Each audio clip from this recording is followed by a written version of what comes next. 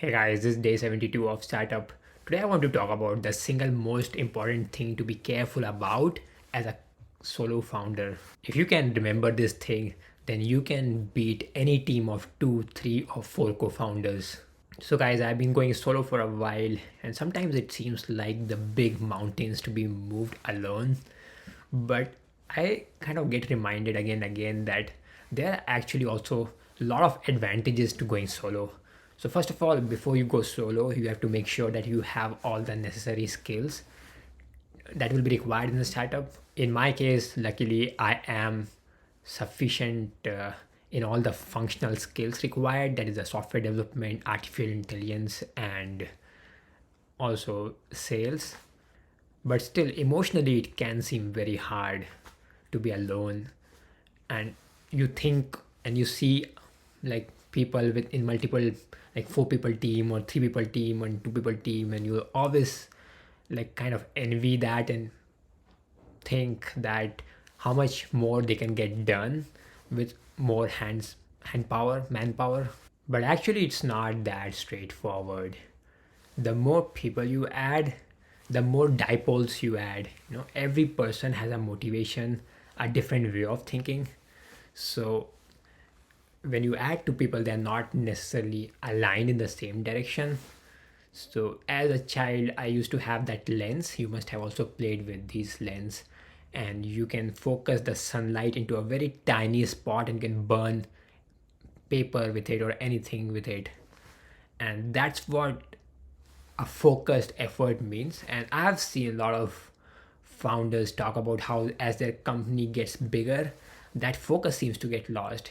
Imagine hiring a sales manager for your company.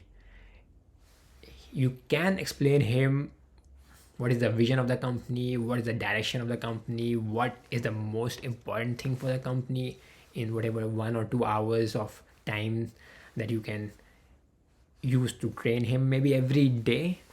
But still it's not enough to have him 100% aligned with your way of thinking. And the same thing happens with 2 people also. So if you are a sales guy, you will go to the market and you will get some requirement there, but this person who is a developer, he's sitting at home and he is not hearing the same thing, and so he doesn't believe. He has his own vision of the product, and he will not believe you when you will say that this is more important for the customer. And similar thing will happen for that developer who's making the product. He may believe that he understands this technology and this problem so well, but the salesperson is not able to convey it to the market, and that's why he's not able to sell.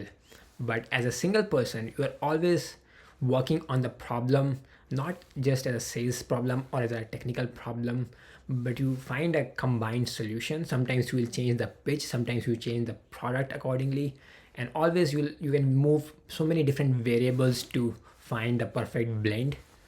And that can happen only when all of the information comes back in the purest form, like the first hand information in one brain.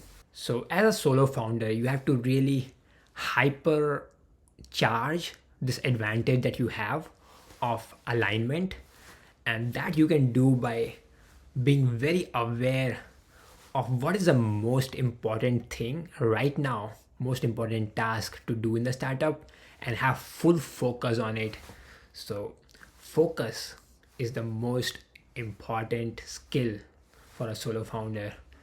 And if you can just identify the most important things and do them regardless of how you feel at the moment, regardless of them these things being uncomfortable or boring, you'll notice that you are moving so fast.